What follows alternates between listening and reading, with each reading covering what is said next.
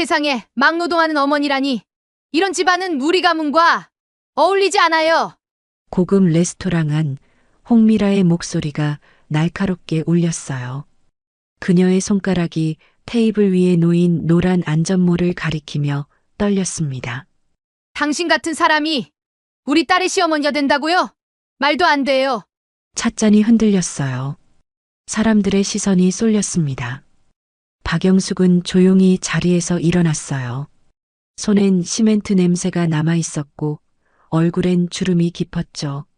사람의 품격은 옷이 아니라 마음에서 드러나는 법입니다. 그런 말은 가진 게 없을 때 하는 소리죠. 홍미라가 비웃었어요. 그 순간 영숙의 눈빛이 차갑게 가라앉았습니다. 그날 밤 영숙은 호텔 앞 도로에 홀로 섰어요. 하늘을 올려다봤습니다. 분노는 없었어요. 오직 오래된 냉정함만이 그 눈 속에 깃들어 있었죠. 하지만 아무도 몰랐어요. 노란 안전모를 쓴 그 여인의 진짜 정체를요. 어디서 보고 계신지 댓글로 남겨주세요. 시간은 그날 아침으로 거슬러 올라갑니다. 오전 9시 서울 외곽 건설 현장의 공기는 차가웠어요. 시멘트 냄새와 쇳소리가 뒤섞인 그곳에서 노란 안전모를 쓴 한 여인이 철근 사이를 천천히 걸어갔습니다. 박영숙이었어요. 63의 나이지만 등은 고닫고 눈빛은 흔들림이 없었습니다. 회색빛 단발머리는 안전모 아래 단정히 눌려 있었고 작업복 위로 드러난 손엔 세월의 흔적이 고스란히 새겨져 있었어요. 굵은 손가락, 얕은 상처 자국들. 그건 서류만 다루는 회장의 손이 아니었습니다. 회장님, 여기 안전난간이 좀 흔들립니다. 젊은 현장 노동자가 조심스럽게 말을 걸었어요. 영숙은 그 말에 바로 난간으로 다가가 손으로 직접 흔들어 봤습니다. 삐걱거리는 소리가 났죠. 내일까지 교체하세요. 사람 목숨보다 중요한 공사 일정은 없어요. 네, 알겠습니다. 그녀의 말투는 느렸지만 단호했어요. 노동자는 고개를 숙여 인사했고 영숙은 그의 어깨를 가볍게 두드렸습니다. 그 손길엔 동료를 대하는 온기가 있었어요. 대명그룹, 국내 최대 건설사 중 하나였습니다. 그 정점에 선 사람이 바로 박영숙이었어요. 하지만 그녀는 회장실에 앉아보고만 받는 사람이 아니었습니다. 매달 한 번 예고 없이 현장에 직접 내려가 노동자들의 목소리를 들었죠. 안전 문제, 임금 체불, 부당한 대우. 그 모든 걸 그녀는 직접 확인했어요. 엄마 같은 회장님이라 다들 좋아한다니까요. 옆에서 따라온 비서가 조심스럽게 말했습니다. 영숙은 대꾸하지 않았어요. 그저 묵묵히 현장을 둘러볼 뿐이었죠. 그녀에게 칭찬은 중요하지 않았습니다. 중요한 건 사람이 다치지 않는 것, 그리고 정직하게 짓는 것이었어요. 오후 2시, 영숙은 현장을 나와 차에 올랐습니다. 오늘은 특별한 날이었어요. 아들 민재의 상견례가 있는 날이었죠. 그녀는 뒷좌석에서 조용히 작업복을 벗고 짙은 네이비색 정장으로 갈아입었습니다. 거울을 보며 단발머리를 정돈하고 입술에 연한 립스틱을 발랐어요. 하지만 습관처럼 노란 안전모는 손에 든 채였습니다. 차창 밖으로 서울의 고층 빌딩들이 스쳐 지나갔습니다. 라메르 호텔. 그 이름이 적힌 건물 앞에 차가 멈췄어요. 고급스러운 외관, 반짝이는 유리문, 그 안으로 들어서는 사람들의 옷차림만 봐도 이곳이 어떤 곳인지 알 수 있었습니다. 영숙은 천천히 차에서 내렸어요. 그리고 로비를 지나 엘리베이터에 올랐죠. 3층 레스토랑. 넓은 창가 자리에 이미 사람들이 앉아 있었습니다. 아들 민재가 먼저 일어나 손을 흔들었어요. 어머니, 여기에요. 민재는 흰 와이셔츠에 안경을 쓴 차분한 인상이었어요. 그 옆엔 긴 흑발의 여성이 단정히 앉아 있었습니다. 윤지였어요. 그녀는 영숙을 보자마자 자리에서 일어나 공손히 인사했죠. 안녕하세요, 어머니. 처음 뵙겠습니다. 목소리가 맑았어요. 눈빛도 순수했습니다. 영숙은 윤지의 두 손을 가만히 잡아주었어요. 그래요, 많이 기다렸죠? 아니에요, 저희도 방금 왔어요. 그때 맞은편에 앉아있던 여인이 찻잔을 내려놓으며 입을 열었습니다. 늦으셨네요. 홍미라였어요. 50대 후반의 나이지만 화장은 진했고 단발머리엔 진주 귀걸이가 흔들렸습니다. 그녀의 말투엔 냉소가 섞여 있었어요. 영숙은 담담히 자리에 앉으며 고개를 숙였습니다. 죄송합니다. 현장 일이 좀 길어졌네요. 현장이요? 홍미라가 눈썹을 치켜 올렸어요. 그 눈빛엔 의아함이 담겼습니다. 그녀는 영숙이 테이블 옆에 놓은 안전모를 훑어보더니 입가에 비웃음을 띄웠죠. 혹시 직접 현장에 나가셨어요? 네, 매달 한 번은 가거든요. 영숙의 대답은 담담했어요. 하지만 홍미라의 표정은 점점 굳어졌습니다. 그녀는 찻잔을 들어 한 모금 마시고는 옆에 앉은 남편을 슬쩍 쳐다봤어요. 윤 회장, 본명은 윤진수였습니다. 중후한 체격의 남자였어요. 회색 머리에 비싼 정장을 입고 있었지만 눈빛 어딘가엔 불안함이 서려 있었죠. 그는 영숙을 보며 어색하게 웃었습니다. 아, 그러시군요. 요즘 회장님들이 현장까지 직접 가시는 경우는 드문데 참 대단하십니다. 말은 칭찬이었지만 목소리엔 진심이 없었어요. 식사가 시작됐습니다. 고급스러운 코스 요리가 하나씩 나왔고 사람들은 조용히 포크를 들었어요. 하지만 공기는 무거웠습니다. 홍미라는 내내 영숙을 관찰하듯 쳐다봤고 윤지는 불안한 눈빛으로 어머니와 예비 시어머니를 번갈아 봤죠. 민재가 분위기를 풀려고 말을 꺼냈어요. 어머니, 윤지 씨가 인테리어 디자인을 전공했대요. 감각도 좋고요. 그래요? 그럼 우리 회사 프로젝트에도 관심 있을 것 같네요.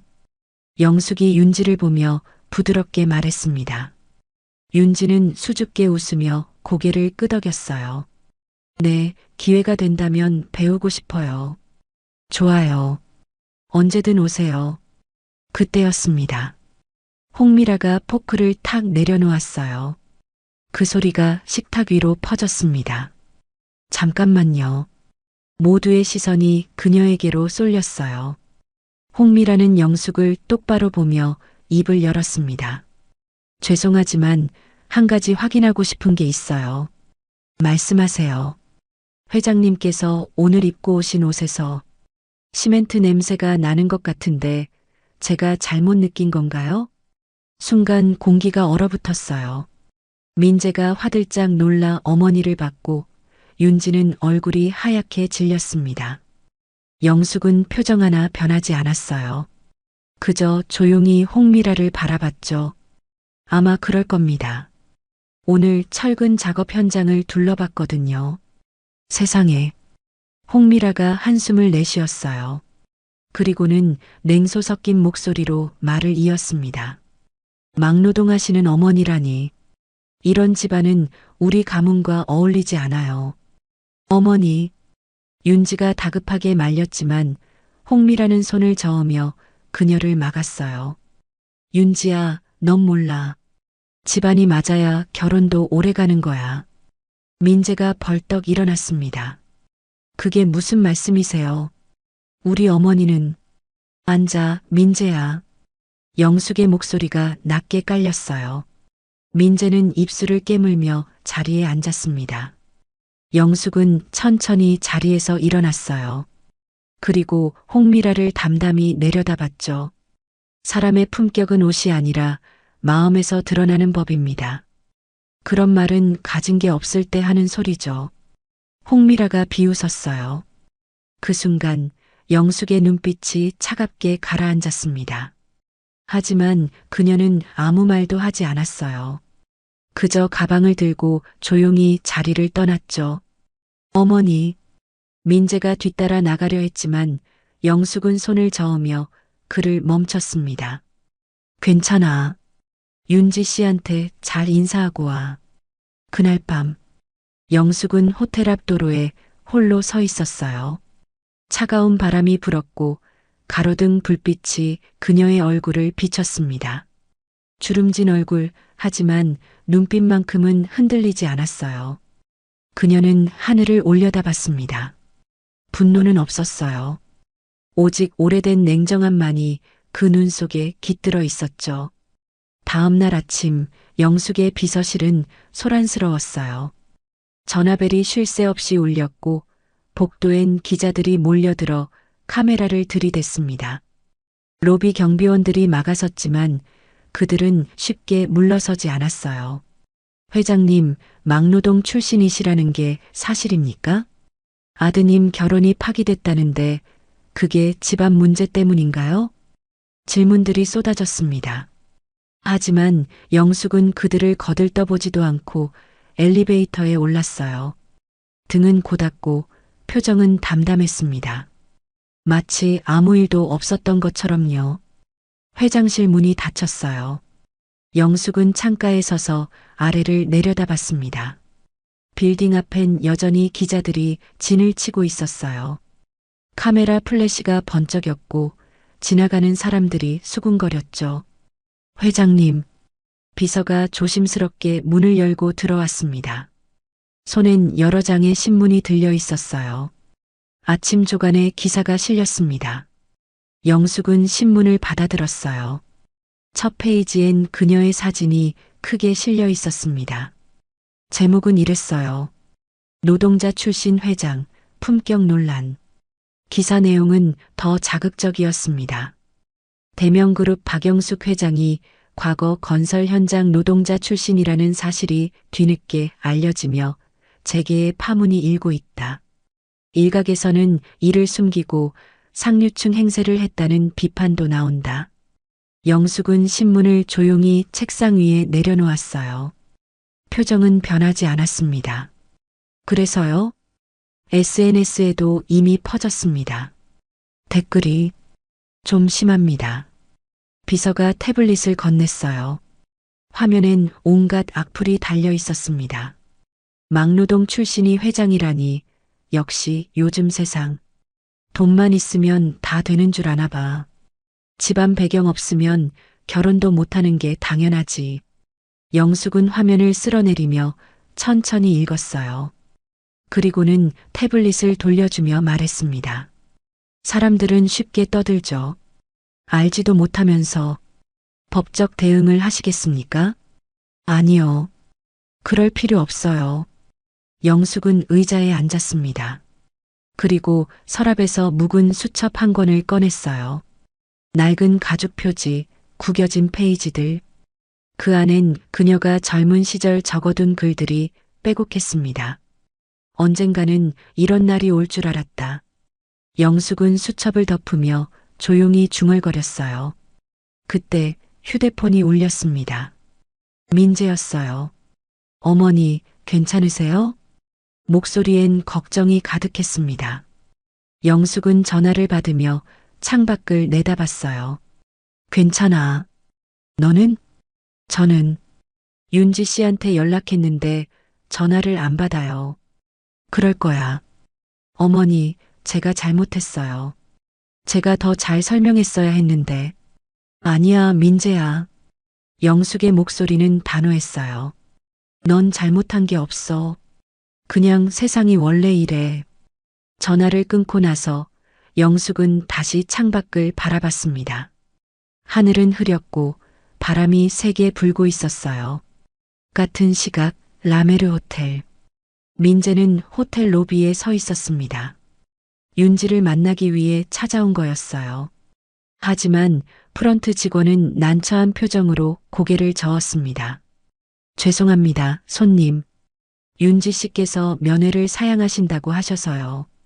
제발 한 번만 전화 좀 연결해 주세요. 민재의 목소리가 떨렸어요. 직원은 잠시 망설이다가 내선 전화를 들었습니다. 그런데 전화를 받은 건 윤지가 아니었어요. 홍미라였습니다. 누구세요? 차갑고 날카로운 목소리였어요. 민재는 숨을 고르며 말했습니다. 저 박민재입니다. 윤지 씨 좀 바꿔주세요. 바꿔줄 것도 없어요. 우리 딸은 당신 같은 사람 만날 시간 없어요. 저희 어머니 때문에 이러시는 거라면 어머니 때문이 아니라 집안 때문이에요. 홍미라의 목소리는 냉소로 가득했어요. 막노동 출신이 회장이라고 해서 우릴 속인 거 아니에요? 우리 집은 그런 곳이랑 안 어울려요. 그게 무슨... 다신 연락하지 마세요. 우리 집엔 그런 결혼 없어요. 툭! 전화가 끊겼습니다. 민재는 수화기를 든 채 그대로 굳어버렸어요. 로비 사람들이 그를 쳐다봤지만 그는 아무것도 보이지 않았습니다. 그저 귓가에 울리는 홍미라의 목소리만이 맴돌았어요. 우리 집엔 그런 결혼 없어요. 민재는 비틀거리며 호텔을 나왔습니다. 차가운 바람이 얼굴을 스쳤지만 그는 느끼지 못했어요. 다리에 힘이 풀렸고 가슴이 답답했습니다. 그는 벤치에 주저앉았어요. 하늘을 올려다봤습니다. 구름이 무겁게 깔려 있었어요. 윤지. 그날 저녁 대명그룹 회장실. 영숙은 여전히 자리를 지키고 있었어요.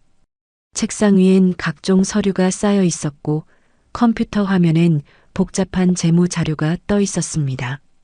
똑똑. 노크 소리가 들렸어요. 들어오세요.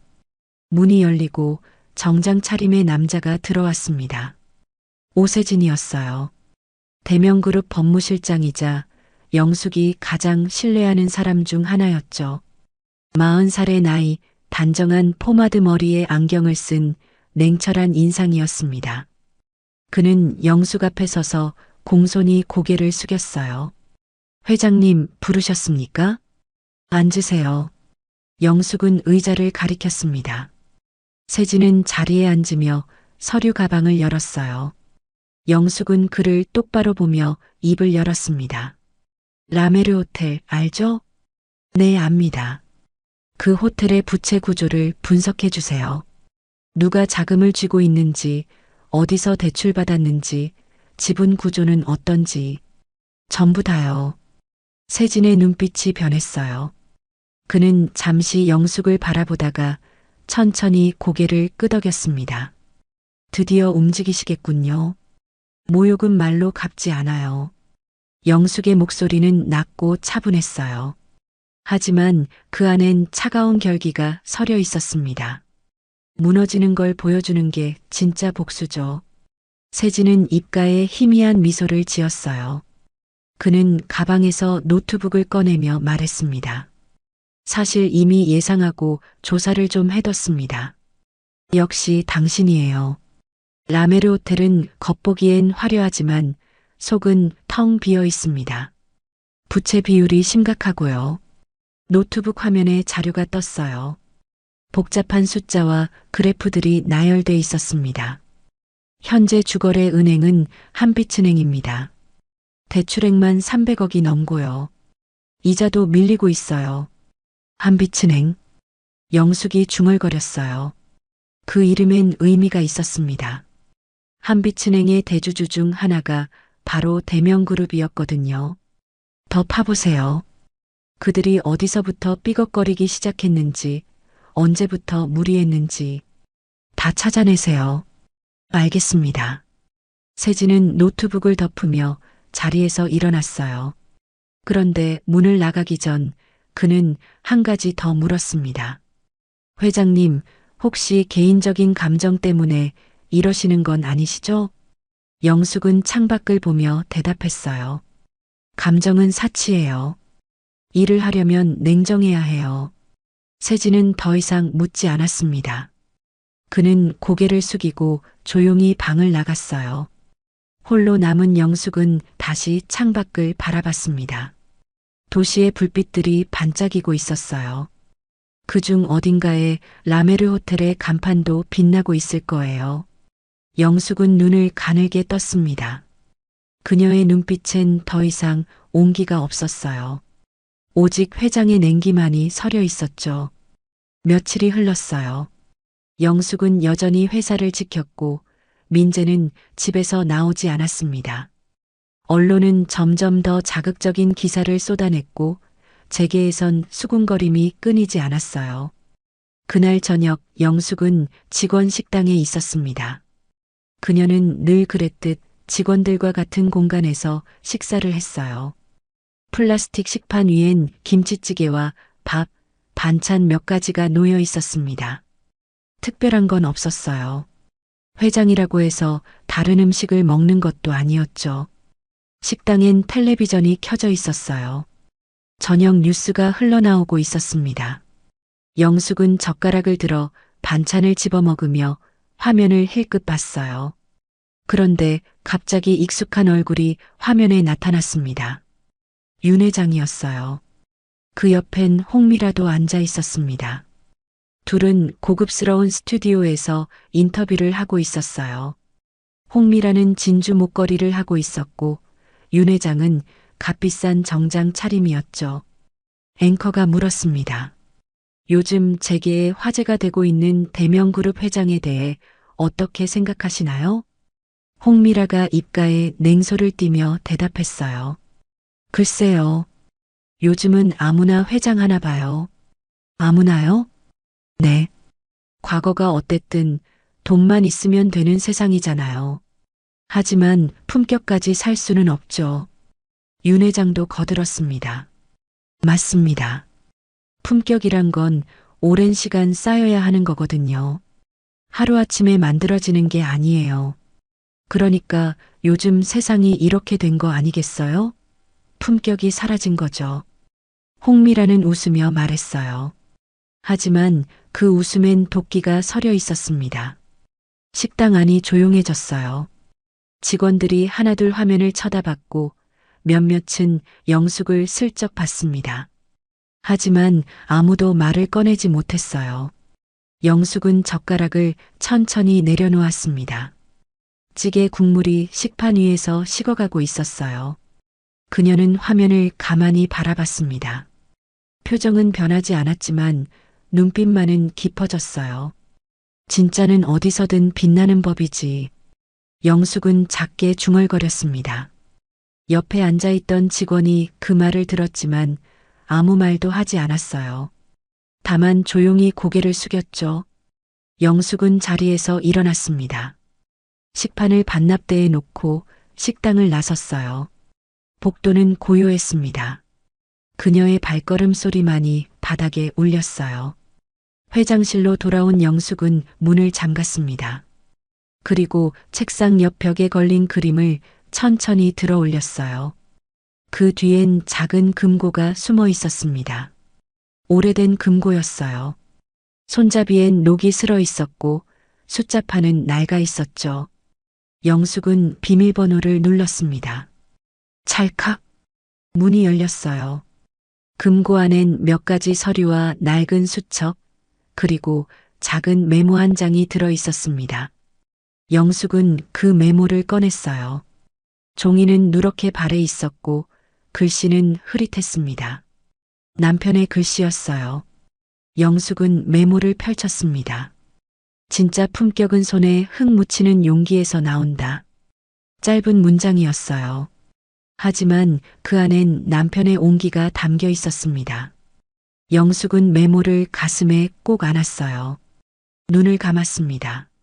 남편은 10년 전에 세상을 떠났어요. 교통사고였습니다. 갑작스러웠고 준비할 틈도 없었죠. 그는 떠나기 전날 밤 이 메모를 남겼어요.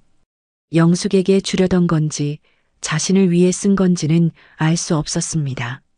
하지만 영숙은 이 메모를 지금까지 금고 속에 간직했어요. 당신 말이 맞았어. 영숙은 작게 중얼거렸습니다. 밤이 깊었어요. 빌딩 밖은 조용했고 회장실엔 영숙만 남아 있었습니다. 그녀는 창가에 서서 도시의 불빛을 바라봤어요. 라메르 호텔의 간판이 멀리서 빛나고 있었습니다. 영숙은 메모를 다시 금고에 넣고 문을 닫았어요. 그리고 코트를 걸쳤습니다. 다음 날 새벽 오전 5시 영숙은 차에 올랐어요. 운전기사는 놀란 표정으로 물었습니다. 회장님, 이 시간에 어디 가시려고요? 현장이요. 네. 지금요? 그래요. 강북 현장으로 가주세요. 기사는 더 이상 묻지 않았어요. 차는 조용히 출발했습니다. 새벽 공기는 차갑고 맑았어요. 거리는 텅 비어 있었고 가로등만이 길을 밝히고 있었습니다. 차창 밖으론 아직 잠들지 않은 도시가 스쳐 지나갔어요. 30분 뒤 차는 건설 현장 앞에 멈췄습니다. 영숙은 차에서 내렸어요. 손엔 노란 안전모가 들려 있었습니다. 그녀는 안전모를 천천히 머리에 썼어요. 작업복은 입지 않았지만 안전모만큼은 꼭 착용했죠. 현장으로 들어서자 몇몇 인부들이 일찍 나와 작업 준비를 하고 있었어요. 그들은 영숙을 보고 깜짝 놀랐습니다. 회장님? 이렇게 일찍 웬일이세요? 한 인부가 황급히 다가왔어요. 영숙은 그를 보며 잔잔히 웃었습니다.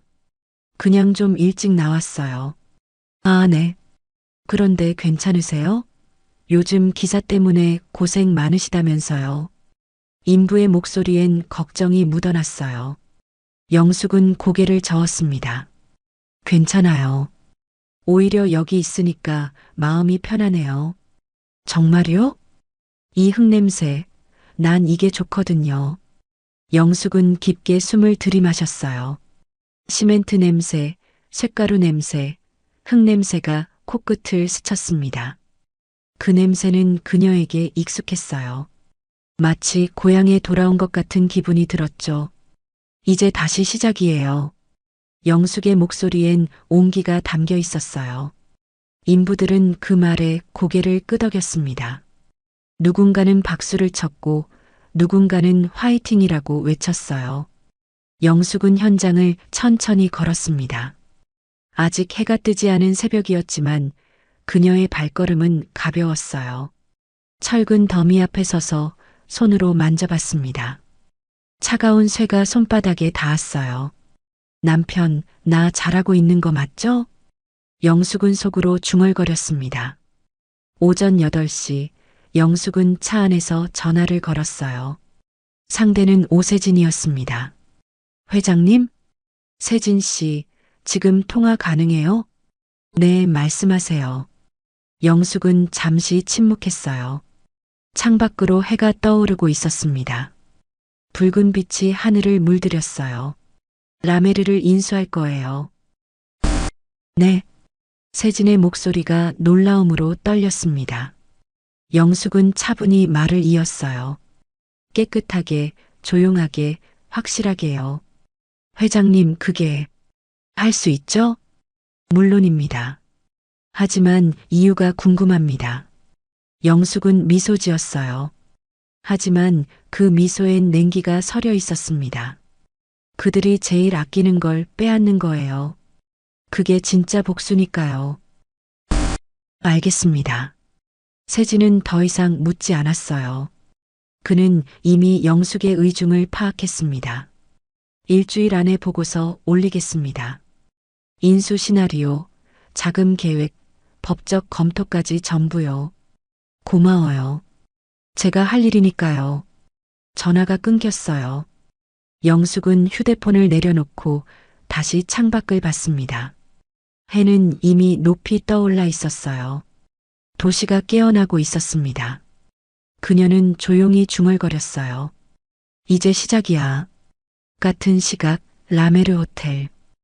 홍미라는 거실 소파에 앉아 태블릿을 보고 있었습니다. 화면엔 어젯밤 방송된 인터뷰 영상이 재생되고 있었어요. 댓글엔 호응이 가득했습니다. 역시 라메르 호텔 회장님 부부는 품격이 다르네요. 대명그룹 회장은 반성 좀 해야죠. 홍미라는 만족스러운 표정으로 댓글을 읽었어요. 그리고 윤 회장을 돌아보며 말했습니다. 여보, 우리 잘했죠? 그래, 덕분에 우리 이미지도 좋아졌어. 윤 회장도 웃으며 대답했어요. 하지만 그 웃음 뒤엔 불안이 숨어 있었습니다. 홍미라는 몰랐어요. 박영숙이 이미 움직이기 시작했다는 걸요. 그리고 그 움직임이 얼마나 조용하고 얼마나 치명적일지도요. 일주일이 지났어요. 오세진은 약속대로 보고서를 완성했습니다. 두꺼운 파일 안엔 라메르 호텔의 모든 것이 담겨 있었어요. 부채 구조, 대출 내역, 지분 현황, 그리고 인수 시나리오까지요. 영숙은 보고서를 천천히 넘기며 읽었습니다. 한빛은행 대출 350억, 이자 연체 6개월, 주요 지분은 윤 회장 60%, 홍미라 40%, 현금 유동성 거의 제로. 영숙은 페이지를 덮으며 고개를 끄덕였어요. 생각보다 더 심각하네요. 네, 겉으론 화려해 보이지만 속은 텅 비었습니다. 사실상 파산 직전이에요. 세진이 대답했습니다. 그는 안경을 고쳤으며 다음 장을 펼쳤어요. 하지만 그들은 이 사실을 숨기고 있습니다. 외부엔 여전히 승승장구하는 것처럼 보이죠. 그럼 우리가 손 쓸 수 있겠네요. 물론입니다. 저는 이렇게 제안합니다. 세진은 새로운 서류를 꺼냈어요. 제목은 대명 프라퍼티 인수 계획이었습니다. 대명 프라퍼티를 통해 익명으로 접근합니다. 그들은 우리가 누군지 모를 거예요. 그리고 주식을 조금씩 매입하죠. 조용하게요. 네, 아주 조용하게요. 시장에 드러나지 않게 소액으로 나눠서 사들입니다. 그러다가 적정 지분이 확보되면 세진은 잠시 말을 멈췄어요. 그리고 영숙을 똑바로 보며 말했습니다. 인수 제안을 합니다. 그들이 거부할 수 없는 조건으로요. 영숙은 입가에 미소를 띄었어요. 좋아요. 그렇게 하세요. 시작하겠습니다. 세진은 자리에서 일어나 고개를 숙였습니다. 그리고 조용히 방을 나갔어요. 다음 날부터 대명 프라퍼티는 움직이기 시작했습니다. 라메르 호텔의 주식이 조금씩 매입됐어요. 하루에 몇 주 많아야 10주 정도였습니다. 눈에 띄지 않는 양이었죠. 하지만 그 작은 매입들이 쌓여가고 있었어요. 한 달이 지났습니다. 대명 프라퍼티가 확보한 지분은 20%에 달했어요. 윤 회장 부부는 여전히 아무것도 몰랐습니다. 그들은 새로운 투자자가 생긴 줄로만 알았죠. 여보, 요즘 우리 호텔 주식이 잘 팔린대요. 홍미라가 신문을 보며 말했어요. 윤 회장은 커피를 마시며 대답했습니다. 그래, 그럼 좋은 거 아니야. 그러게요. 아무래도 우리 이미지가 좋아져서 그런가 봐요. 홍미라는 만족스러운 표정을 지었어요. 하지만 그 미소는 오래가지 못했습니다. 며칠 후 대명 프라퍼티 측에서 정식 인수 제안이 들어왔어요. 라메르 호텔을 인수하고 싶습니다. 서류엔 구체적인 조건이 적혀 있었어요. 인수 금액은 현 시장 가치보다 20% 높았고 윤 회장 부부는 경영권을 유지할 수 있다는 조건도 포함돼 있었습니다. 윤 회장은 서류를 읽으며 고민했어요. 이거 괜찮은데? 그러게요. 돈도 많이 주고 우리 자리도 보장해 준다잖아요. 홍미라도 동의했습니다. 그들은 대명 프라퍼티가 누군지 몰랐어요. 그저 자금력 있는 투자 회사라고만 생각했죠. 일단 만나보죠. 그래요. 계약 조건 확인하고 결정해요. 며칠 뒤 계약일이 정해졌습니다. 장소는 라메르 호텔 2층 회의실이었어요. 윤 회장 부부는 일찍 도착해 자리에 앉았습니다. 테이블 위엔 계약서가 놓여 있었고 변호사도 대기하고 있었어요. 곧 오신대요. 비서가 조심스럽게 말했습니다. 홍미라는 거울을 꺼내 화장을 고쳤어요. 윤 회장은 넥타이를 매만졌죠. 좋은 인상 남겨야 해. 당연하죠. 시간이 흘렀습니다. 오전 10시 정각. 회의실 문이 천천히 열렸어요. 그리고 한 여인이 들어섰습니다. 단정한 네이비 정장, 실버톤의 단발머리, 그리고 흔들림 없는 눈빛. 박영숙이었어요. 순간 회의실 안이 얼어붙었습니다. 홍미라는 입을 벌린 채 굳어버렸고 윤 회장은 의자를 뒤로 밀며 벌떡 일어났어요. 얼굴이 새하얗게 질렸습니다. 당신이 왜 여기? 윤 회장의 목소리가 떨렸어요. 영숙은 천천히 테이블 앞으로 걸어왔습니다. 발걸음은 느렸지만 단호했어요. 그녀는 자리에 앉으며 조용히 말했습니다. 이제 제 호텔에서 회의하시겠습니까? 홍미라가 자리에서 벌떡 일어났어요. 뭐라고요? 라메르 호텔은 이제 제 겁니다. 영숙의 목소리는 차분했어요. 하지만 그 안엔 차가운 확신이 담겨 있었습니다. 홍미라는 고개를 저으며 소리쳤어요. 말도 안 돼. 당신이 대명 프라퍼티라고? 네. 이건 사기야. 당신이 누군지 숨기고 우리를 속인 거잖아. 홍미라의 목소리가 회의실에 울렸어요. 하지만 영숙은 표정 하나 변하지 않았습니다. 그녀는 테이블 위에 계약서를 집어들었어요. 계약서를 다시 읽어보세요. 어디에도 매수자의 신원을 밝혀야 한다는 조항은 없습니다. 하지만 모든 절차는 합법적이었어요. 변호사님도 확인하셨죠? 영숙이 옆에 앉은 변호사를 보며 물었어요. 변호사는 난처한 표정으로 고개를 끄덕였습니다. 네, 법적으로 문제는 없습니다. 홍미라는 그 말에 비틀거렸어요. 윤 회장이 그녀를 부축했지만 그 역시 얼굴이 창백했습니다. 박 회장님, 이건 너무하신 거 아닙니까? 윤 회장이 떨리는 목소리로 말했어요. 영숙은 그를 똑바로 보며 대답했습니다. 너무한 건 누구였죠? 그게 막노동 출신이라고 조롱하고 방송에 나가서 품격 운운하며 저를 모욕한 건 누구였습니까? 영숙의 목소리는 낮았지만 날카로웠어요. 윤 회장은 입을 다물었습니다. 할 말이 없었죠. 홍미라가 다시 소리쳤어요. 그래도 이건 복수야. 당신 복수하려고 이런 거잖아. 아니요. 영숙은 고개를 저었습니다. 그리고 조용히 말을 이었어요. 이건 인과응보라 부르죠. 그 말에 홍미라는 말문이 막혔어요. 얼굴이 붉어졌다가 창백해졌다가를 반복했습니다. 그녀는 주먹을 불끈 쥐었지만 아무것도 할 수 없었어요.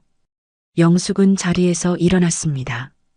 경영권은 약속대로 유지하셔도 됩니다. 하지만 이제 주인은 저예요. 그 사실만 기억하세요. 당신, 다음 주부터 회계 감사가 시작됩니다. 투명하게 운영하셨으면 문제 없겠죠. 영숙은 미소를 지었어요. 하지만 그 미소엔 온기가 없었습니다. 오히려 서늘한 냉기만이 감돌았죠. 그녀는 회의실을 나섰어요. 문이 닫혔습니다. 홍미라는 그 자리에 주저앉았어요. 윤 회장은 창밖을 바라보며 고개를 떨구었습니다. 그들의 세계가 무너지고 있었어요. 복도를 걷는 영숙의 발걸음은 가벼웠습니다. 오세진이 옆에서 따라오며 조심스럽게 물었어요.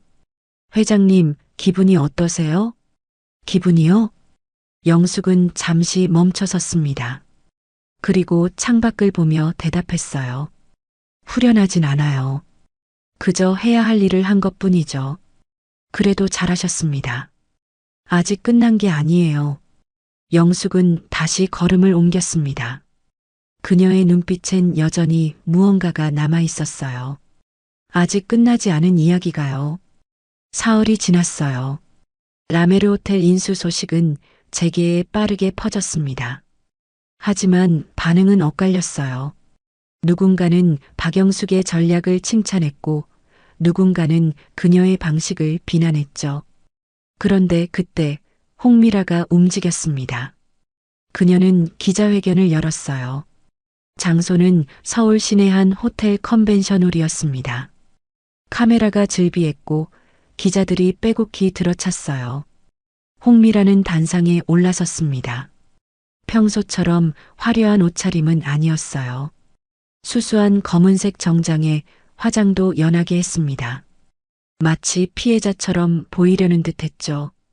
저는 오늘 진실을 말하기 위해 이 자리에 섰습니다. 홍미라의 목소리가 마이크를 타고 퍼졌어요. 기자들이 일제히 카메라를 들이댔습니다. 대명그룹 박영숙 회장은 신분을 속이고 우리 가족에게 접근했습니다. 아들의 결혼을 핑계 삼아 우리 호텔을 노렸어요. 그녀는 눈가를 손수건으로 닦았어요. 하지만 눈물은 나오지 않았습니다. 더 충격적인 건 그녀가 현장에 잠입할 때도 자신의 신분을 숨겼다는 겁니다. 노동자인 척하며 정보를 빼냈어요. 이건 국민을 속인 거짓 회장의 행태입니다. 기자들이 웅성거렸어요. 플래시가 터졌고 질문이 쏟아졌습니다. 증거가 있습니까? 현장 노동자들의 증언이 있습니다. 제가 확보했어요. 홍미라는 서류 몇 장을 들어보였습니다. 하지만 그 서류가 진짜인지 가짜인지는 아무도 알 수 없었어요. 다음 날 기사가 쏟아졌습니다. 박영숙 회장, 신분 위장 논란. 현장 잠입은 정보 수집용. 거짓 회장, 국민을 속이다. SNS도 들끓었어요. 댓글창엔 비난이 가득했습니다. 역시 재벌은 믿을 게 못 돼. 겉으론 착한 척 하더니 여론이 흔들렸어요. 대명그룹 본사 앞엔 다시 기자들이 몰려들었고 항해 전화가 빗발쳤습니다. 직원들은 불안해했고 주가도 흔들렸어요. 하지만 영숙은 침묵했습니다. 회장실 안 영숙은 창가에 서 있었어요. 아래로 기자들이 보였지만 그녀는 아무 반응도 보이지 않았습니다. 회장님, 반박 성명을 내야 하지 않을까요? 비서가 조심스럽게 물었어요. 영숙은 고개를 저었습니다. 아니요. 하지만 여론은 언제나 흔들려요.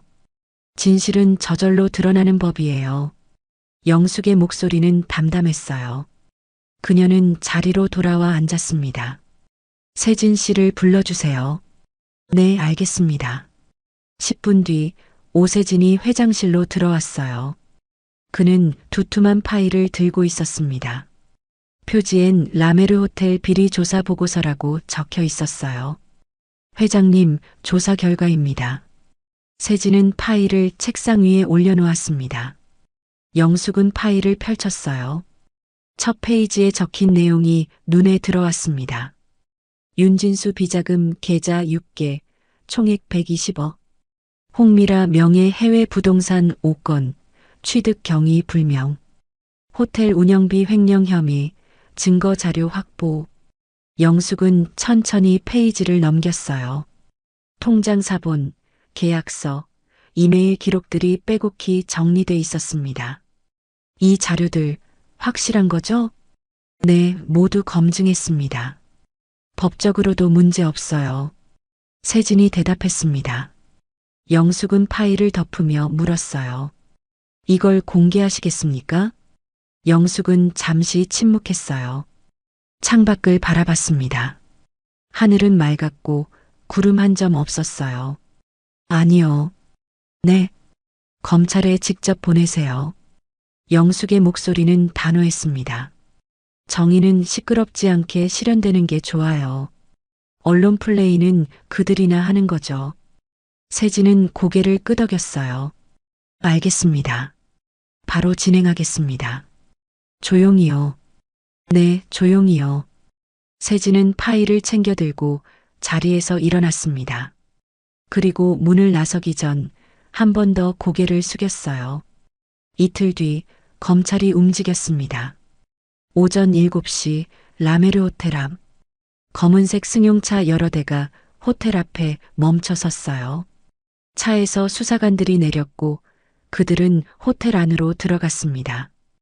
윤 회장과 홍미라는 침실에서 급히 옷을 입고 있었어요. 여보, 이게 무슨 일이야? 홍미라의 목소리가 떨렸습니다. 윤 회장은 넥타이를 매며 대답했어요. 모르겠어. 일단 나가보자. 거실로 나가자 수사관 서너 명이 서 있었어요. 그중 한 명이 영장을 꺼내 보였습니다. 윤진수 씨, 홍미라 씨 횡령 및 탈세 혐의로 긴급 체포합니다. 뭐라고요? 홍미라가 비명을 질렀어요. 윤 회장은 얼굴이 새하얗게 질렸습니다. 이건 오해입니다. 우리가 뭘 잘못했다고. 변명은 조사실에서 하시죠. 수사관이 수갑을 꺼냈어요. 차가운 쇠가 윤 회장의 손목에 채워졌습니다. 홍미라도 마찬가지였어요. 안 돼. 이건 박영숙 그 여자 짓이야. 그 여자가 우릴 모함한 거라고. 홍미라가 소리쳤지만 수사관들은 대꾸하지 않았어요. 그들은 두 사람을 차로 데려갔습니다. 호텔 밖엔 이미 기자들이 진을 치고 있었어요. 카메라 플래시가 터졌고 질문이 쏟아졌습니다. 횡령 혐의가 사실입니까? 얼마나 빼돌린 겁니까? 윤 회장과 홍미라는 고개를 숙인 채 차에 올랐어요. 명품 핸드백과 비싼 시계를 한 그들의 모습은 수갑과 함께 묘하게 대비됐습니다. 차가 출발했어요. 거리엔 사람들이 모여 구경했고 SNS엔 실시간으로 영상이 올라갔습니다. 다음 날 헤드라인이 바뀌었어요. 라메르 호텔 회장 부부 횡령 혐의로 구속. 막노동자 회장에게 무릎 꿇은 상류층. 거짓 품격, 진짜 범죄. 여론도 돌아섰습니다. 역시 겉만 번지르르 했구나. 박영숙 회장 오히려 피해자였네. 저런 사람들이 품격 운운했다니. 영숙은 회장실에서 신문을 읽었어요. 표정은 담담했습니다. 기쁘지도 슬프지도 않았어요. 그저 일이 정리되어 가는 걸 지켜볼 뿐이었죠. 세진이 들어와 보고했습니다. 회장님, 검찰에서 추가 조사가 진행 중입니다. 혐의가 더 나올 것 같다고 하네요. 그렇군요. 윤지 씨는 무혐의입니다. 부모님 일에 전혀 관여하지 않았대요. 다행이네요. 영숙은 신문을 내려놓았어요. 그리고 창밖을 바라봤습니다. 이제 끝났나요? 세진이 물었어요. 영숙은 고개를 저었습니다. 아직이에요. 진짜 끝은 따로 있어요. 무슨 뜻이죠? 영숙은 미소 지었어요. 하지만 그 미소엔 온기가 담겨 있었습니다. 용서해요. 한 달이 흘렀어요.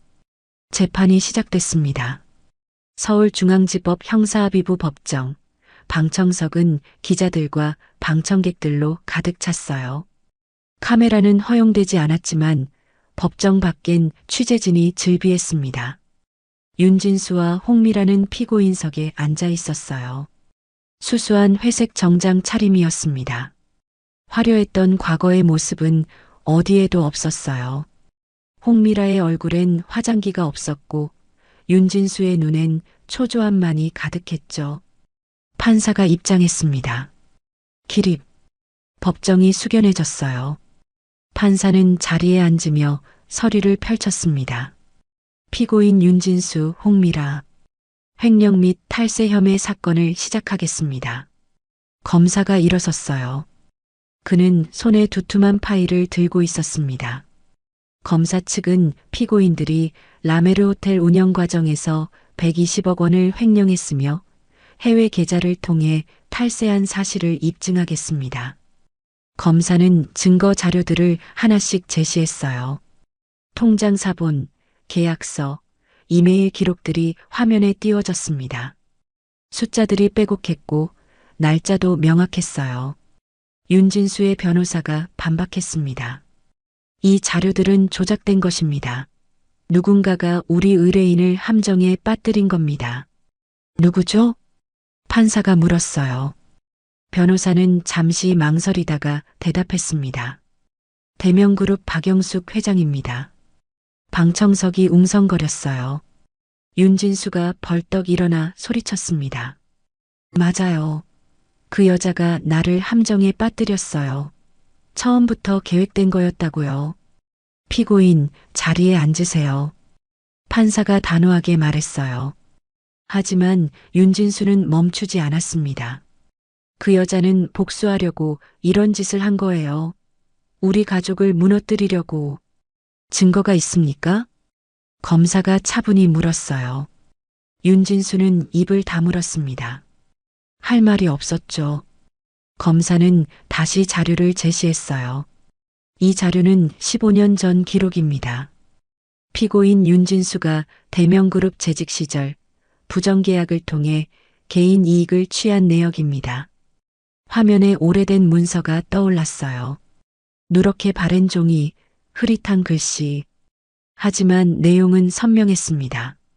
당시 피고인은 협력업체와의 계약 과정에서 리베이트를 받았고 이를 숨기기 위해 허위 보고서를 작성했습니다. 그 결과 대명그룹에서 해고됐죠. 방청석이 다시 술렁였어요. 윤진수는 얼굴이 새하얗게 질렸습니다. 그건 옛날 일이에요. 옛날 일이라고 해서 없던 일이 되진 않습니다. 검사의 목소리는 냉정했어요. 그는 다음 자료를 넘겼습니다. 더 놀라운 건 그 돈으로 라메르 호텔을 시작했다는 겁니다. 피고인의 성공은 부정한 돈 위에 세워진 거죠. 홍미라가 울음을 터뜨렸어요. 재판장님, 우리도 살려고 한 거예요.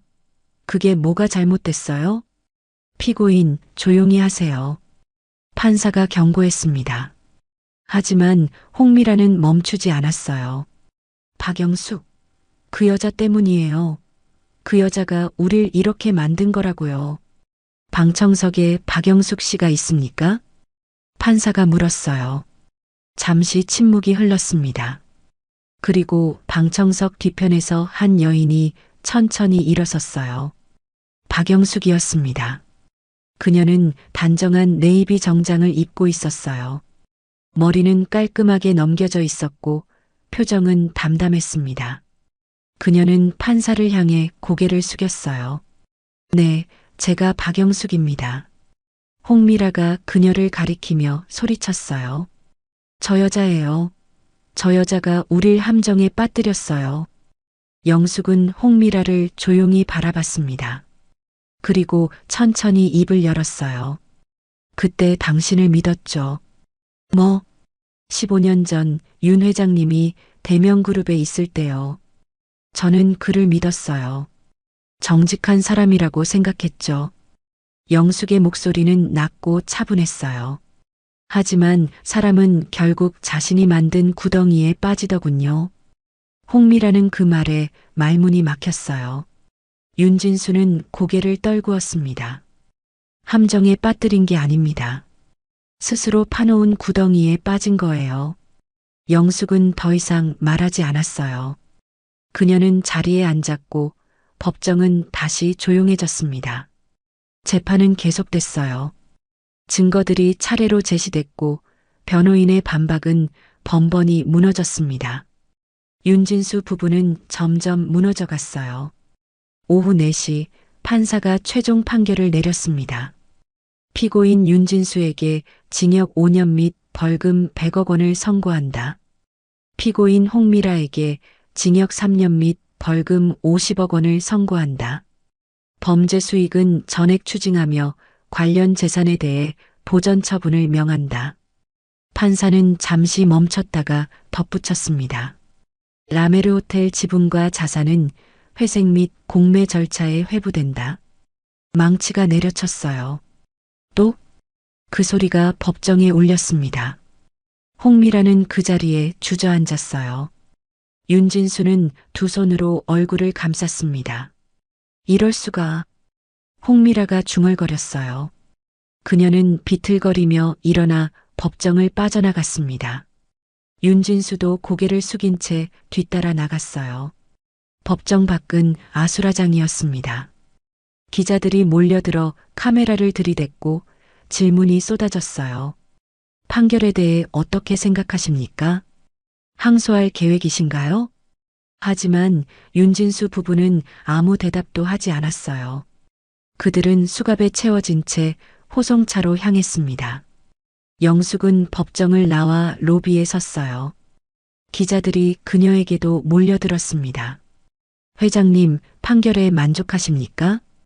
이번 사건에 대해 한 말씀 해주시죠. 영숙은 잠시 생각하다가 입을 열었어요. 겉모습으로 사람을 판단한 그날, 이미 그들의 몰락은 시작됐습니다.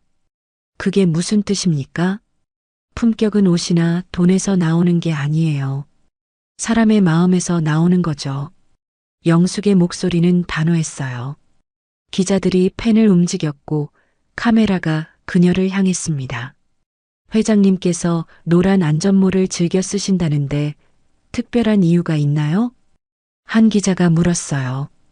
영숙은 미소 지었습니다. 내가 세운 건물의 냄새를 잊고 싶지 않아서예요. 냄새요? 네. 흙냄새, 시멘트 냄새, 땀 냄새. 그게 진짜예요. 그걸 잊으면 사람도 거짓이 되거든요. 기자들이 조용해졌어요. 누군가는 고개를 끄덕였고 누군가는 메모를 했습니다. 영숙은 더 이상 말하지 않았어요. 그녀는 기자들 사이를 천천히 빠져나가 차로 향했습니다. 차 안은 조용했어요. 운전기사가 조심스럽게 물었습니다. 회장님, 어디로 가시겠습니까? 집이요. 네, 알겠습니다. 차는 천천히 출발했어요. 영숙은 창밖을 바라봤습니다. 해가 지고 있었어요. 붉은 노을이 하늘을 물들였습니다. 이제 끝났어. 영숙은 속으로 중얼거렸어요. 하지만 그녀는 알고 있었습니다. 진짜 끝은 아직 오지 않았다는 걸요. 다음 날 신문 헤드라인이 바뀌었어요. 라메르 호텔 회장 부부 징역형. 막노동자 출신 회장의 완벽한 역전. 품격은 돈이 아닌 마음에서. 여론도 완전히 돌아섰습니다. 박영숙 회장 진짜 멋있다. 저런 사람이 진짜 리더지. 대명그룹 주가도 올랐어요. 투자자들의 신뢰가 높아졌고 계약 문의도 쇄도했습니다. 영숙은 회장실에서 신문을 읽었어요. 표정은 여전히 담담했습니다. 기쁘지도 자랑스럽지도 않았어요. 그저 일이 마무리되어 가는 걸 지켜볼 뿐이었죠. 세진이 들어와 보고했습니다. 회장님, 법원 공매 절차가 진행됩니다. 대명 프라퍼티가 최종 낙찰받을 것 같습니다. 수고했어요. 그런데 한 가지 더 보고 드릴 게 있습니다. 뭔데요? 세진은 잠시 망설이다가 말했어요. 윤지 씨가 찾아오셨습니다. 영숙의 눈빛이 변했어요. 윤지 씨가요? 네, 로비에서 기다리고 계십니다. 영숙은 잠시 생각했어요. 그리고 고개를 끄덕였습니다. 들어오라고 하세요. 알겠습니다. 며칠이 지났어요. 영숙은 회장실에서 서류를 검토하고 있었습니다. 라메르 호텔의 재정비 계획서였어요. 직원 재배치, 부서 개편, 사회공헌 사업 확대안 등이 빼곡히 적혀 있었죠. 똑똑. 노크 소리가 들렸어요. 들어오세요. 문이 열리고 세진이 들어왔습니다. 그 뒤로 한 여인이 조심스럽게 따라 들어왔어요. 윤지였습니다. 긴 흑발은 단정하게 묶여 있었고 화장기 없는 얼굴은 창백했어요. 검은색 원피스를 입고 있었는데 평소처럼 화려하지 않았습니다. 손엔 작은 핸드백만 들려 있었죠. 영숙은 펜을 내려놓고 그녀를 바라봤어요. 앉으세요. 감사합니다. 윤지는 소파에 앉았습니다. 손을 무릎 위에 모으고 고개를 숙였어요. 어깨가 미세하게 떨리고 있었습니다. 세진은 조용히 방을 나갔어요. 문이 닫히고 방 안엔 두 사람만 남았습니다. 침묵이 흘렀어요. 윤지는 입술을 깨물며 말을 꺼내려 했지만 목소리가 나오지 않았어요. 영숙은 그녀를 기다렸습니다. 재촉하지 않았죠. 한참 뒤 윤지가 천천히 고개를 들었어요. 저는 죄송합니다. 목소리가 떨렸어요. 눈가가 붉어졌습니다. 어머니의 말을 믿은 제 자신이 부끄럽습니다. 뭘 믿었는데요? 영숙이 조용히 물었어요. 윤지는 눈물을 참으며 대답했습니다. 어머니는 회장님을 나쁜 사람이라고 했어요. 저희를 속이고 이용했다고요. 그렇게 믿었어요? 처음엔 그랬어요. 어머니 말이니까요. 윤지는 고개를 떨구었어요. 하지만 재판을 보고 나서야 알았어요. 진짜 나쁜 사람이 누군지요. 눈물이 뺨을 타고 흘러내렸어요. 윤지는 손으로 눈물을 닦았지만 계속 흘러나왔습니다. 부모님이 그런 일을 했다는 게 믿기지 않아요. 제가 알던 부모님이 아니었어요. 영숙은 티슈 박스를 건넸어요.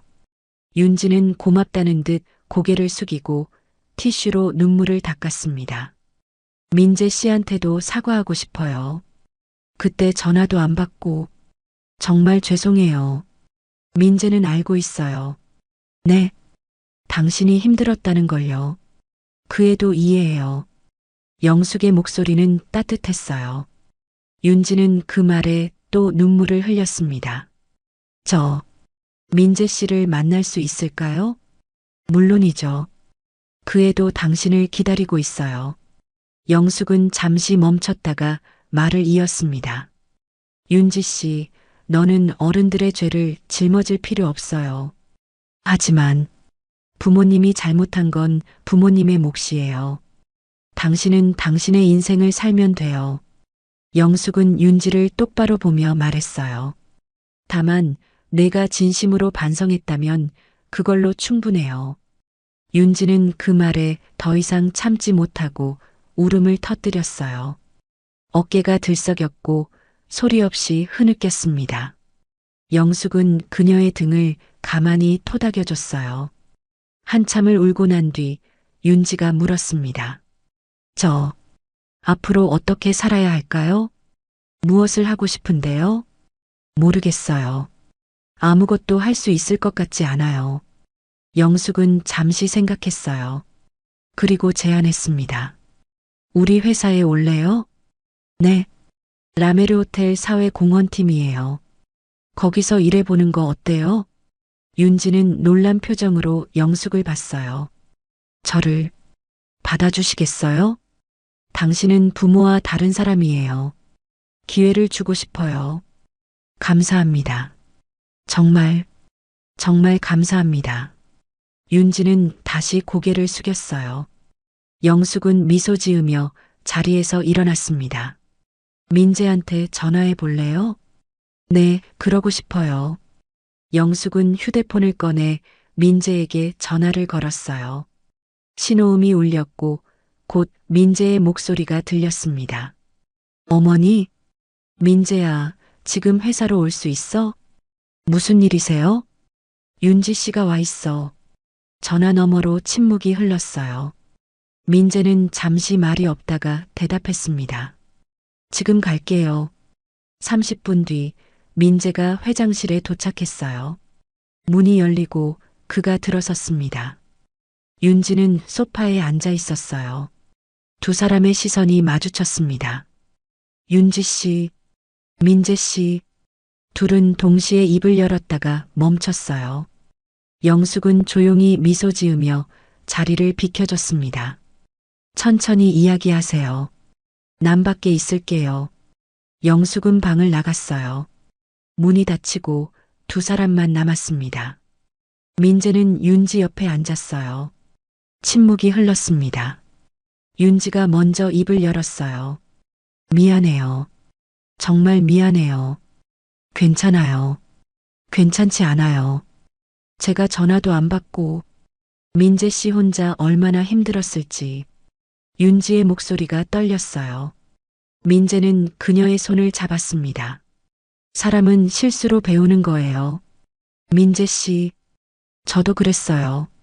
어머니를 제대로 지켜드리지 못했죠. 그게 제 실수였어요. 민재는 윤지를 보며 말했습니다. 우리 다시 시작해요. 이번엔 제대로요. 윤지는 고개를 끄덕였어요. 눈물이 또 흘렀지만 이번엔 슬픔이 아닌 안도의 눈물이었습니다. 일주일 뒤 윤지는 라메르 호텔 사회공헌팀에 발령받았어요. 첫 출근 날 그녀는 일찍 호텔에 도착했습니다. 사무실은 1층에 있었어요. 작은 공간이었지만 햇살이 잘 들어왔습니다. 팀장이 그녀를 맞이했어요. 윤지 씨 환영합니다. 저는 김지영 팀장이에요. 안녕하세요. 잘 부탁드립니다. 첫날이니까 간단한 업무부터 시작할게요. 오늘은 현장 근로자분들께 커피 나눠드리는 봉사가 있어요. 네, 알겠습니다. 오전 9시 윤지는 팀원들과 함께 건설 현장으로 향했어요. 트럭에 커피와 빵이 가득 실려 있었습니다. 현장에 도착하자 노동자들이 하나둘 모여들었어요. 고생 많으십니다. 따뜻한 커피 드세요. 윤지는 커피를 건네며 인사했어요. 노동자들은 고맙다며 미소 지었습니다. 아가씨, 새로 오셨어요? 네, 오늘 첫날이에요. 아, 그래요? 열심히 하세요. 윤지는 그 말에 고개를 숙였어요. 그리고 다음 사람에게 커피를 건넸습니다. 1시간 동안 커피를 나눠주고 나니 손이 시렸어요. 하지만 마음은 따뜻했습니다. 노동자들의 미소가 그녀에게 힘을 줬거든요. 윤지 씨 수고했어요. 팀장이 격려했어요. 윤지는 웃으며 대답했습니다. 아니에요. 제가 더 배웠어요. 그날 오후 영숙은 현장을 둘러보러 왔어요. 노란 안전모를 쓰고 작업복을 입은 모습이었습니다. 그녀는 철근 사이를 걸으며 작업 상황을 점검했어요. 그러다 멀리서 윤지를 발견했습니다. 윤지는 노동자들과 이야기를 나누며 웃고 있었어요. 손엔 커피 상자가 들려 있었고 얼굴엔 땀이 송골송골 맺혀 있었죠. 영숙은 멈춰 섰어요. 그리고 조용히 미소 지었습니다.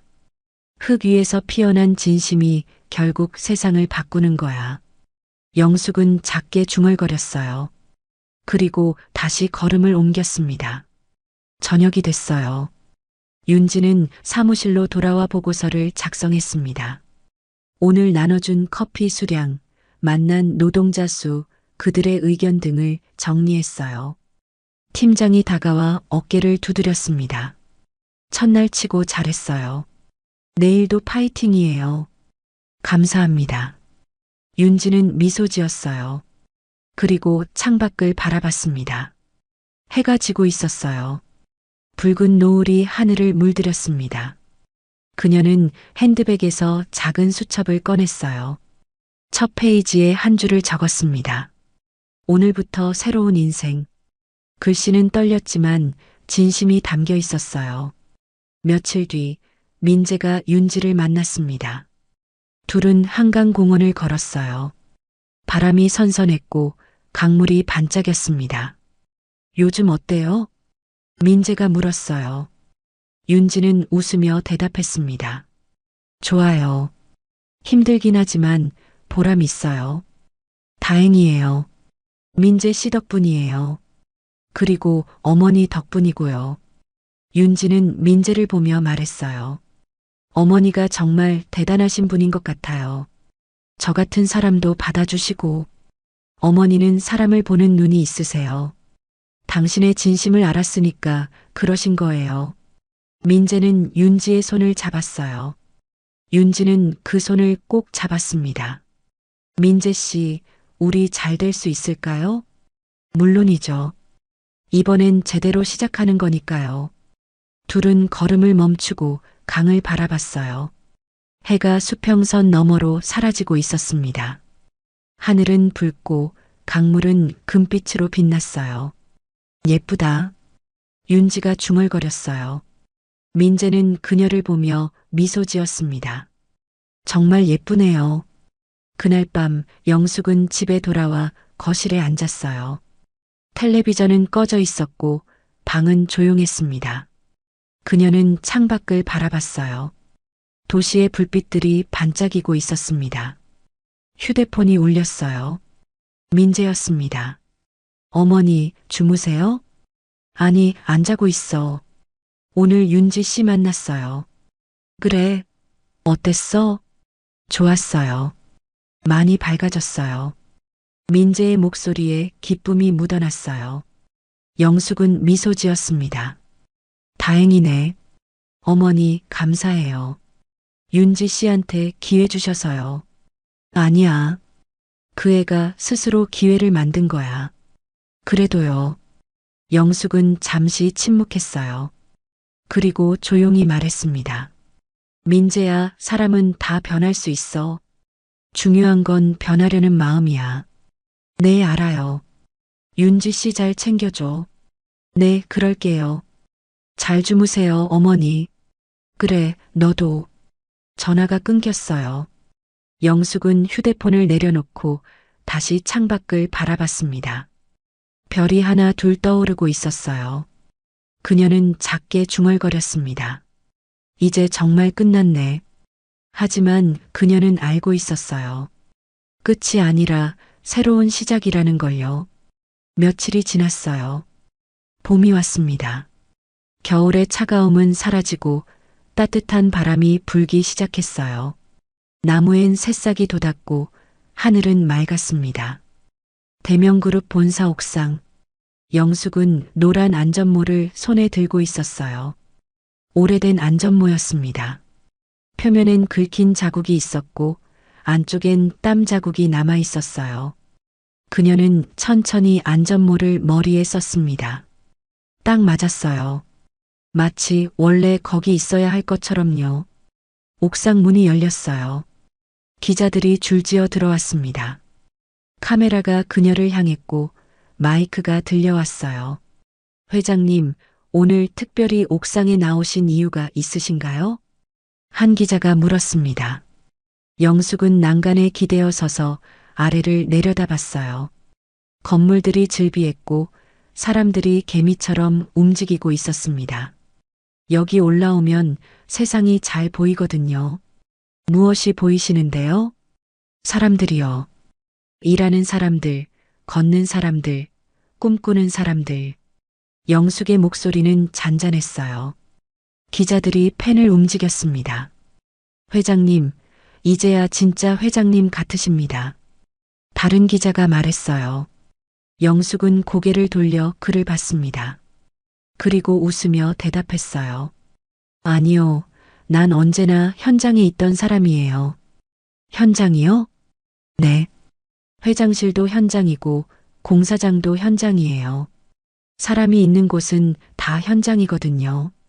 영숙은 손목에 팔찌를 만졌어요.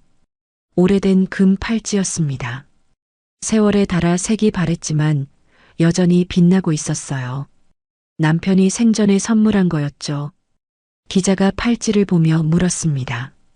팔찌가 특별해 보이네요. 남편이 준 거예요. 언제 받으셨어요? 30년 전이요. 그때 우리는 가진 게 없었어요. 하지만 남편은 이 팔찌를 사줬죠. 영숙은 팔찌를 들어 햇빛에 비춰봤어요. 금빛이 반짝였습니다. 이 팔찌는 흙먼지 속에서도 반짝였어요. 그게 인생이에요. 무슨 뜻인가요? 진짜는 어디서든 빛난다는 거죠. 환경이 사람을 만드는 게 아니라 사람이 환경을 만드는 거예요. 기자들이 조용해졌어요. 누군가는 고개를 끄덕였고 누군가는 메모를 했습니다. 회장님, 마지막으로 한 말씀 해주시죠. 사람을 겉모습으로 판단하지 마세요. 노란 안전모를 쓴 사람이 세상을 바꿀 수도 있어요. 영숙은 안전모를 벗어 손에 들었어요. 그리고 카메라를 향해 미소 지었습니다. 한 달 뒤 조용한 결혼식이 열렸어요. 장소는 작은 예식장이었습니다. 화려하지 않았어요. 하객도 많지 않았죠. 가족과 가까운 친구들만 초대됐습니다. 민재는 단정한 턱시도를 입고 있었어요. 윤지는 순백의 드레스를 입고 있었습니다. 화려한 장식은 없었지만 그녀는 아름다웠어요. 영숙은 앞줄에 앉아 두 사람을 바라봤습니다. 식이 시작됐어요. 주례가 말했습니다. 결혼은 두 사람이 하나가 되는 약속입니다. 기쁠 때도 슬플 때도 함께하겠다는 다짐이죠. 민재와 윤지는 서로를 보며 고개를 끄덕였어요. 신랑 박민재 씨, 신부 윤지 씨를 평생 사랑하고 아끼겠습니까? 네, 그렇게 하겠습니다. 신부 윤지 씨, 신랑 박민재 씨를 평생 사랑하고 아끼겠습니까?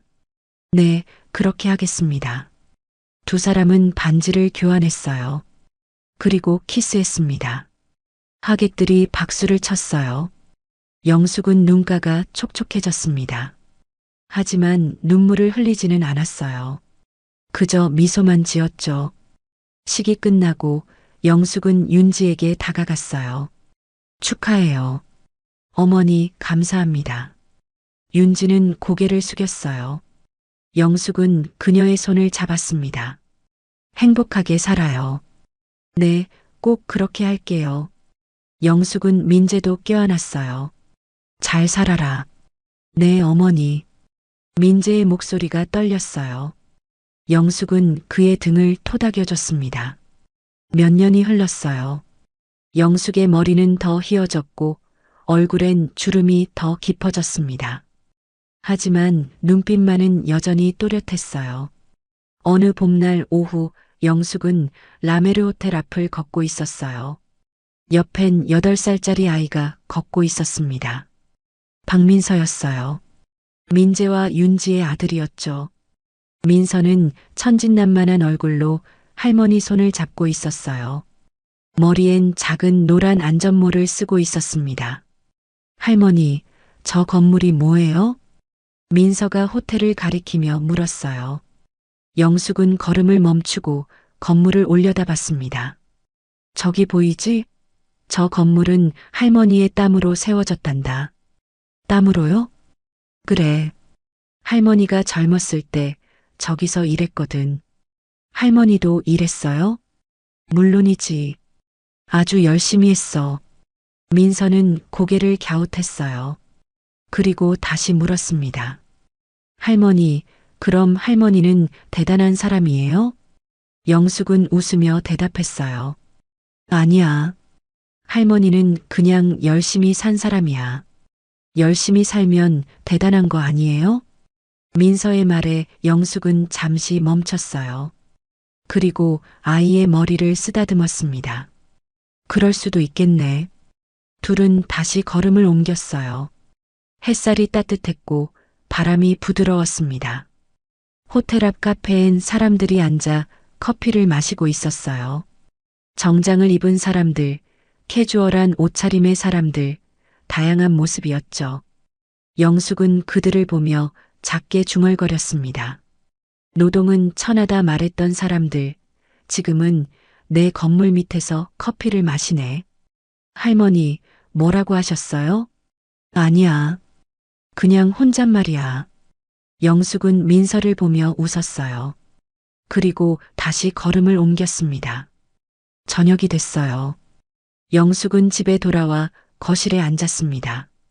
창밖으로 노을이 보였어요. 붉은 하늘, 주황빛 구름. 아름다웠습니다. 그녀는 남편의 사진을 꺼내봤어요. 사진 속 남편은 웃고 있었습니다. 젊은 모습이었어요. 영숙도 젊었죠. 당신 말이 맞았어요. 영숙은 사진을 보며 중얼거렸어요. 진짜 품격은 손에 흙 묻히는 용기에서 나온다고 했잖아요. 정말 그랬어요. 사진은 대답하지 않았어요.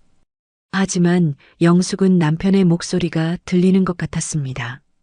잘했어, 영숙아. 그녀는 미소 지으며 사진을 다시 제자리에 놓았어요. 밤이 깊었습니다. 도시의 불빛들이 하나둘 꺼졌어요. 영숙은 침대에 누웠습니다. 천장을 보며 눈을 감았어요. 마음이 평온했어요. 그날 사람들은 배웠습니다. 막노동이라 불렀던 그 여인이 세상을 움직이는 진짜 회장이었다는 것을요. 겉모습이 아니라 마음이 사람을 만든다는 것을요. 그리고 진짜 품격은 화려함이 아니라 진심에서 나온다는 것을요. 영숙의 이야기는 끝났어요. 하지만 그녀가 남긴 메시지는 계속될 거예요. 노란 안전모를 쓴 사람들의 땀이 세상을 만든다는 것을요. 그리고 그 땀 한 방울 한 방울이 진짜 품격이라는 것을요.